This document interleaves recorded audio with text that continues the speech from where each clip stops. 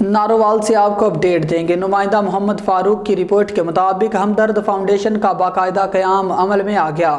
عید ملن پارٹی کے موقع پر اعلان کر دیا گیا فلاح و بہبود، دکھی انسانیت کی بے لوث خدمت اور یتیم اور مستحق بچیوں کے لیے جہیز فنڈ قائم کرنا بھی منشور میں شامل۔ علاقہ میں خوشی کی لہر دوڑ گئی۔ نواحی علاقہ سادوکی میں چودھری آصف دھیڑ، چودھری مظفر مطلوب اور زمان اور سعید اور شاہد ملک نے خالد جٹ کے ڈیرے پر عید ملن پارٹی کا اہتمام کیا، جو بعد ازاں اجلاس کی صورت اختیار کر گیا، جس کی صدارت چودھری غضنفر علی، چودھری آصف، چودھری مظفر اقبال، چودھری افضل اور چودھری سعید نے کی، جس میں معززین علاقہ کے علاوہ عامر محمود ملک نے بھی شرکت کی۔